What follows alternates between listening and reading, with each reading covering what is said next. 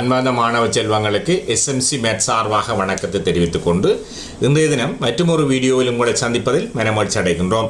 தொடர்ந்து எமது SMC YouTube வாயிலாக இணைந்திருங்கள். அதிகம் வீடியோக்களை பார்த்து பயன்பெற வாழ்த்துக்கள். அன்பார்ந்த மாணவர்களே, கடந்த வீடியோவின் தொடர்ச்சியாக இன்றைய தினம் வட்ட தேற்றங்கள் பாகம் 2 உங்களை சந்திப்பதில் மகிழ்ச்சி அடைகின்றோம். அநேகமான மாணவர்கள் வேண்டுகோளுக்கு இணங்க இம்முறை பயிற்சி எழுதும் மாணவர்களுக்கு வினாத்தாள் 2 தொடர்பான வினாக்களுக்கு எவ்விதம் விடியளிக்கலாம் என்பது தொடர்பான விளக்கத்தை கூறியிருந்தார்கள். அவர்களுக்காக தரம் 10 தரம் 11 மாணவர்களுக்குரிய மீட்டலாக தரம் 10க்குரிய வினாத்தாளும் தரம் 11க்குரிய வினாத்தாளும் எதிர்வரும் காலங்களில் தொடர்ந்தேர்ச்சியாக வாரம் 2 வீடியோ பதிவேற்றம் செய்வதாக நாங்கள் எண்ணியிருக்கின்றோம். ஆகவே அனைத்து மாணவர்களும் இதனை பார்த்து பயன்பெற வேண்டும் என கேட்டுக்கொண்டு வினாவை அவதானியுங்கள். 11வது வினா, ஓவை மையமுடைய வட்டம் ஒன்று தரப்பட்டிருக்கு. இதில் பாருங்க பிள்ளைகள் பருதி கோணம் சின்னு சொல்லப்பட்டிருக்கு. சின்ற பரிமாணத்தான் காணும். இப்போ இதுக்குள்ள கேள்வி எல்லாம் அந்த தரவுகளை, அதாவது ஆங்கில சிறிய எழுத்துக்களாக தரப்பட்டுள்ள கோணங்களின் பரிமாணத்தான் காணணும். அப்போ நாங்கள் முதலாவது படத்தை, அதாவது 11வது படத்தை பார்த்தீங்கன்னு சொன்னால் அதில் சின்ற பரிமாணம் காணணும். ஒரு புள்ளியை சுற்றியுள்ள கோணங்களோட கூட்டுத்தொகை உங்களுக்கு தெரியும் 360 பாக. அதில் 80 பாகை தந்திருக்கு. அப்போ நாங்கள் என்ன செய்ய போகிறோம் வேண்டாம், 360 80 பாகை கிடைப்போம். கிடைச்சோம்னு சொன்னால் அதில் வார அந்த மைய கோணம், அதாவது நாங்கள் சாதாரண கோணமாக பார்த்தோம்னா பின்வடை கோணத்தை காணலாம். அப்போ பின்வடை கோணம் என்னவா இருக்க போதென்றால், சரி, அப்போ 360 - 80 கழிச்சு விட்டீங்கன்றால் 280 பாகையாக இருக்கும். ரைட். இப்போ என்ன செய்ய போகிறோம், அதில் உரிய இடத்துல 280 குறிப்போம். இப்போ ஸ்டெண்ட் சி, அதாவது மைய கோணம் 280 கண்டுட்டோம். பரிதி கோணம் என்னவா இருக்க போது, 2C வந்து 280 இருக்க போது.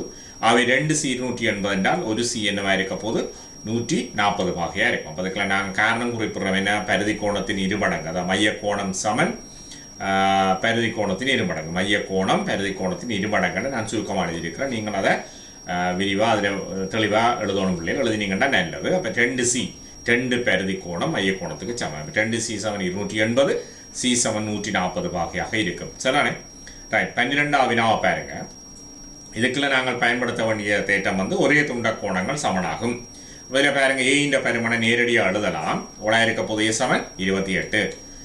ரைட். அவ்வாறே பாருங்க, பி கோணத்தின பரிமாணம் என்னவா இருக்க போது 31 பாகையாக இருக்கும். இப்போ இதுக்கும் காரணம் எழுத புரியுது. A = 28 பாகை. அதுக்கான காரணம் என்னன்னு சொன்னால் ஒரே துண்ட கோணங்கள் சமன். அவ்வாறே B = 31 பாகை எழுதுகிறோம். அதுக்குரிய காரணம் என்ன, ஒரே துண்ட கோணங்கள் சமனாக இருக்கும். அப்போ நாங்கள் 2 வினாக்களுக்கும் முதலாவது, அதாவது 11வது வினாவில் சீன பரிமாணம் 140 கண்டிருக்கிறோம். 2வது, அதாவது 12வது வினாக்கில் AB ஆகிய கோணங்களில் பரிமாணம் காணணும். A வந்து 28 பாகை இருக்கிறோம், B வந்து 31 பாகையாக இருக்கும். சரிதானே? ரைட். இனி 13வது வினாவை பார்ப்போம். 13வது வினா, அதுவும் என்ன, ஒரே துண்ட கோணங்கள் சமனாகும் என்ற அந்த தேட்டத்தை பிரயோகிக்க வேண்டி வர போது பிள்ளைகள். அப்போ நாங்கள் எழுதலாம் D வந்து என்னவா இருக்க போது உங்களுக்கே தெரியும் 48 பாகை. அப்போ நாங்கள் 12 வினாவுக்கு விடியளிச்சிருக்கிறோம். என்ன இதுக்குள்ள பயன்படுத்தலாம், என்னவா இருக்க போது மைய கோணம் பரிதி கோணத்தின் இருமடங்கு ஒரே துண்ட கோணங்கள் சமன். அப்போ நாங்கள் இதை தெளிவுபடுத்தினோம்னு சொன்னால் ஏனைய பகுதியில் பார்க்கலாம். தரம் 10க்குள்ள வட்ட கோணம் என்ற பகுதிக்குள்ள 3 தேட்டம் இருக்கு. அதுக்கு 1 மைய கோணம் பரிதி கோணத்தின் இருமடங்கு. ஒரு வட்டத்தின் மையத்தில் எதிரமைக்கும் கோணமானது அதன் எஞ்சிய பாகத்தில் பரிதியில் எதிரமைக்கும் கோணத்தின் இருமடங்கு ஆகும். ரைட். அடுத்த தேட்டம் என்னென்னா அரைவட்ட கோணம் செங்கோணம். அரைவட்ட கோணம் செங்கோணம். 3வது தேட்டம் ஒரே துண்ட கோணங்கள் சமனாகும். சரி, அப்போ அதில் தேட்டம், கிளை தேட்டம், தேட்டத்தினை பிரிவோத்தை வச்சுக்கொண்டு தேட்டங்களை செய்கிறதெல்லாம் அந்த 3ம் இருக்குது அதுக்குள்ள பிள்ளைய.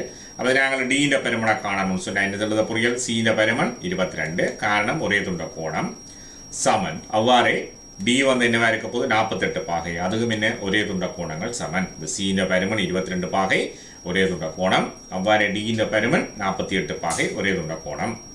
அடுத்த பார்த்தீங்கன்னா பிள்ளைகள், இதுக்குள்ள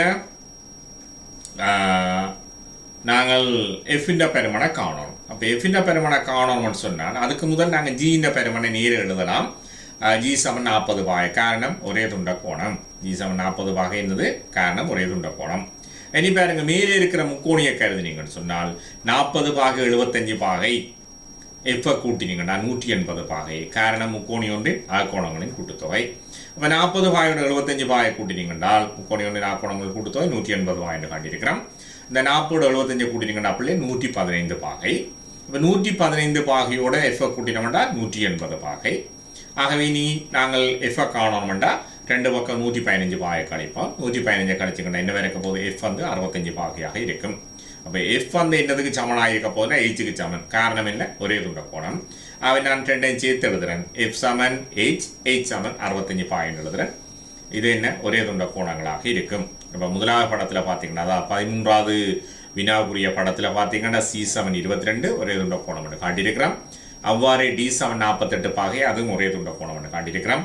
14வது வினாவில் என்ன செய்திருக்கிறோம்டா முதல் ஒரே துண்ட கோணம் என்றதை பயன்படுத்தி ஜியின் பருமன் 40ன்னு காட்டியிருக்கிறோம்.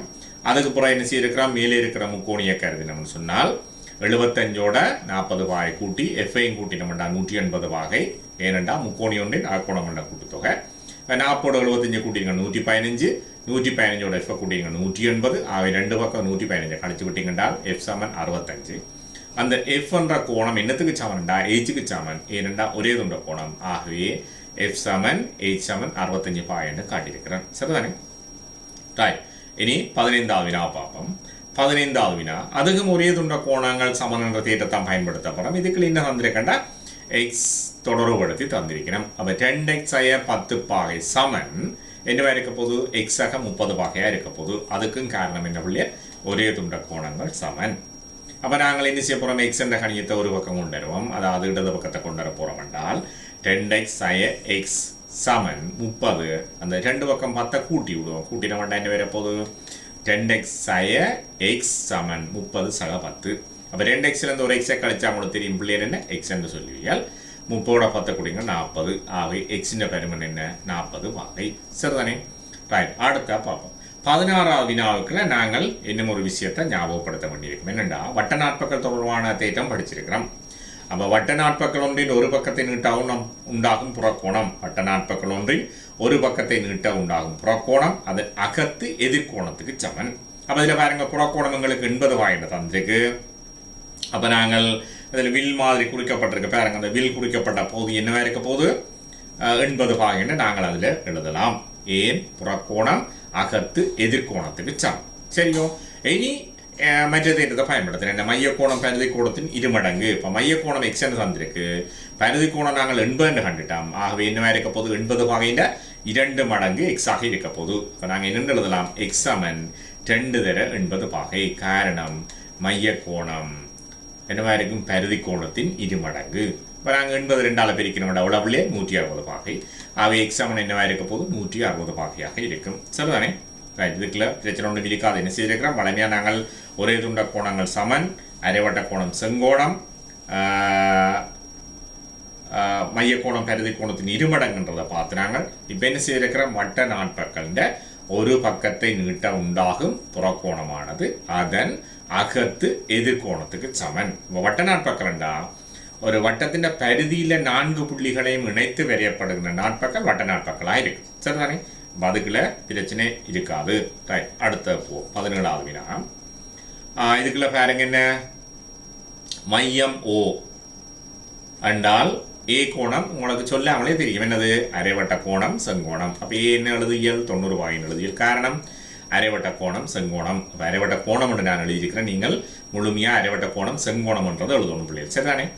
ரைட். அப்போ இனி என்ன தெரியும் ஏன்ற பெருமன் தெரியும் 25 பாகை தெரியும். அப்போ 90ஓட 25 கூட்டி அதோட பிஏ கூட்டி நம்ம அவ்வளோ இருக்க போது 180 பாகை. காரணம் என்ன முக்கோணி ஒன்றின் ஆக்கோணங்களின் கூட்டுத்தொகை. இனி 90ஓட நாங்கள் 25 பாகை கூட்டினோம் என்றால் 115 பாகை. அப்போ 115 பாகை சக பி சமன் எவ்வளோ இருக்கும் 180 பாகை. அப்போ ரெண்டு பக்கம் நாங்கள் என்ன செய்ய போகிறோம் 115 கழித்து விட்டோம் என்றால் பி வந்து எவ்வளோ வழியில் 65 பாகை. அப்போ இதுக்குள்ள வந்து ஏ பி என குறிக்கப்பட்டுள்ள கோணங்கள பெருமனைத்தான் காண சொல்லி கேட்பினோம். அப்போ ஏ வந்து 90 பாகை அரைவட்ட கோணம் என்று காட்டியிருக்கிறோம். அவ்வாறு என்ன செய்ய போகிறோம் முக்கோணின் ஆக்கோணங்களோட கூட்டுத்தொகையை தொடர்புபடுத்தி நாங்கள் பியின் பெருமனை உடான்னு கண்டிருக்கிறோம் 65 பாகைன்னு கண்டிருக்கிறோம். சரிதானே? ரைட். 18வது வினா பார்ப்போம். 18வது வினாவை நீங்கள் நான் இதை விட சொல்ல முதல் உங்களுக்கு தெரிஞ்சிருக்கும். என்ன இதில் அரைவட்ட கோணம் ஏ 90 பாகை என்று காட்டியிருக்கிறோம். அவ்வாறு அங்கேயும் பார்த்தால் வட்டத்தின் மையம் ஓவா இருக்கு. அப்போ ஓ கூட போகிற ஒரு நான் இருக்கு. அதை விட்டமண்டா அது அரைவட்ட கோணம். ஆகவே நீங்கள் அந்த உச்சி கோணத்தை என்ன எழுதியல் நேரடியாக 90 பாகை என்று குறிப்பியல். சரிங்க. இனி இந்த 90 பாகையோட 40 பாகை கூட்டிட்டீங்கன்னா அவ்வளோ பிள்ளையால் 130 பாகை. அந்த 130 பாகையோட எக்ஸை கூட்டினீங்கன்னா 180 பாகை. காரணம் முக்கோணி வந்து ஆழ்கோணங்களின் கூட்டுத்தொகை 180. அப்போ எழுதுகிறேன் என்ன 40 90 சக எக்ஸ் சமன் 180 பாகை. காரணம் முக்கோணி ஒன்றின் ஆழ்கோணங்களின் கூட்டுத்தொகை. இனி 40 90 கூட்டினீங்கன்னா 130 சக எக்ஸ் சமன் 180. இனி என்ன செய்ய போறீங்க, 2 பக்கம் 130 கழிச்சு விட்டீங்கன்னா எக்ஸ் சமன் உள்ள புள்ளியல் 50 பாகையாக இருக்கும். சரிதானே? அப்போ அதுவும் உங்களுக்கு பிரச்சனை இல்லை. இப்போ நாங்கள் என்ன செய்திருக்கிறோம்னா 18 கணக்கு செய்திருக்கிறோம். இனி 19ஆவது பார்ப்போம். 19 என்ன ஒவ்வொரு கணக்கில் ஒரு சின்ன சின்ன வித்தியாசம் இருக்கும் பிள்ளைகள்.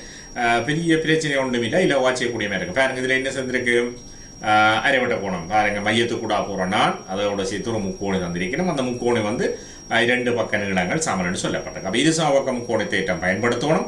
அரைவட்ட கோணம் செங்கோணம் என்றதை பயன்படுத்தணும்.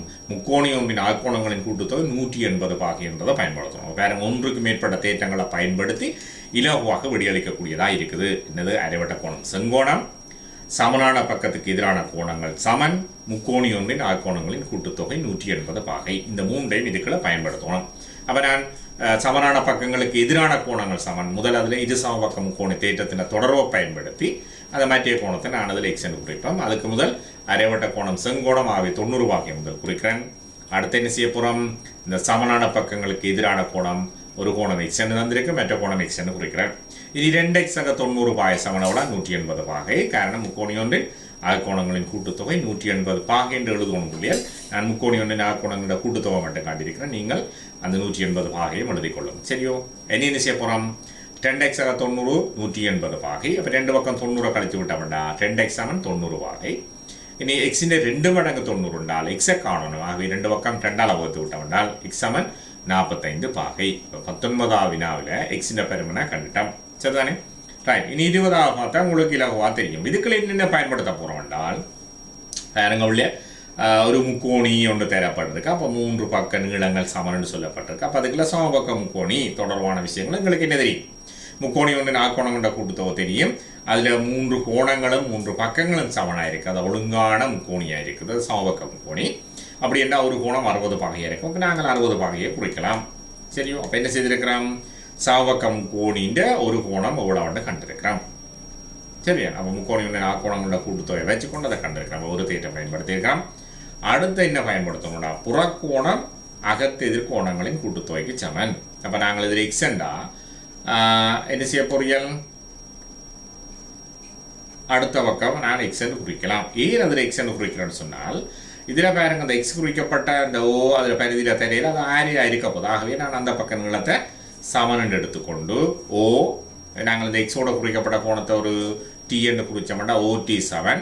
அதே போல் அந்த மேலே கோணத்தில் நாங்கள் ஒரு யூன்னு குறித்தோம்னா OUவாக இருக்கும். அப்போ ஆரிய நீளத்தின் சமன்ன்றபடியாக நான் அங்கே எக்ஸ்ன்னு குறிக்கிறேன். இனி பாருங்க இந்த 2x என்னத்துக்கு சமன்னா 60 பாகைக்கு சமன். என் புறக்கோணம் அதன் அகத்து எதிர்கோணத்து கூட்டுத்தொகை சமனாக இருக்க போது 60 பாகை 2xக்கு சமன். அப்போ நான் அதுக்கு காரணம் குறிப்பிட்றேன். என்ன, புறக்கோணம் சமன் அகத்து எதிர்கோணங்களின் கூட்டுத்தொகை. இனி 2x 60 பாகைண்டா எக்ஸ் எவ்வளோ இருக்க போது பிள்ளைகள் 30 பாகையாக இருக்கும். சரிதானே? இப்போ இதுக்குள்ள ஒரு பிரச்சனையும் இருக்காது. கடந்த வீடியோ தொடர்ச்சியாக மேலும் 10 வட்ட கோணங்கள் தொடர்பான தேற்றங்களுக்கு எவ்வாறு இலகுவாக விடையளிக்கலாம்னு சொல்லி நாங்கள் இந்த பாகம் 2ல் பார்த்துருக்கிறோம். பாகம் 3ல் இதன் தொடர்ச்சியை கற்றுக்கொள்ளக்கூடியதாக இருக்கும். இப்போ நாங்கள் தொடர்ச்சியாக தேற்றத்தை பாகம் 1 2 3 4ன்னு சொல்லி அப்படியே தொடர்ச்சியாக தரம் 10 11 பகுதியில் மீட்டலாக சேர்ந்து போனோம்னா இம்முறை பரீட்சை எழுதுகிற மாணவர்களுக்கு இந்த கேத்திர கணிதம் தொடர்பான பிரச்சனை வந்து இலகுவாக தீர்க்கக்கூடிய மாதிரி இருக்கும். எனவே அன்பார்ந்த மாணவ செல்வங்கள், நீங்கள் பார்த்து பயன்பெறுவது மட்டுமின்றி உங்களது நண்பர்களும் பயன்பெறுவதற்கு அதிகம் பகிர்ந்து உதவுங்கள். இலங்கையில் உள்ள அனைத்து மாவட்டங்களிலும் அனைத்து மாணவர்களும் இம்முறை பரீட்சைக்கு தோற்றி கணித பாடத்தில் சிறந்த பெறுபர்களை பெற்றுக்கொள்வதற்கு வாழ்த்துவதோடு எமது யூடியூப் சேனல் வாயிலாக மீண்டும் தொடர்ந்தும் இணைந்திருங்கள். அதுவரை உங்களிடமிருந்து வணக்கம் கூறி விடைபெற்றுச் செல்லும் உங்கள் ஆசிரியர் கே. செல்வா. நன்றி, வணக்கம்.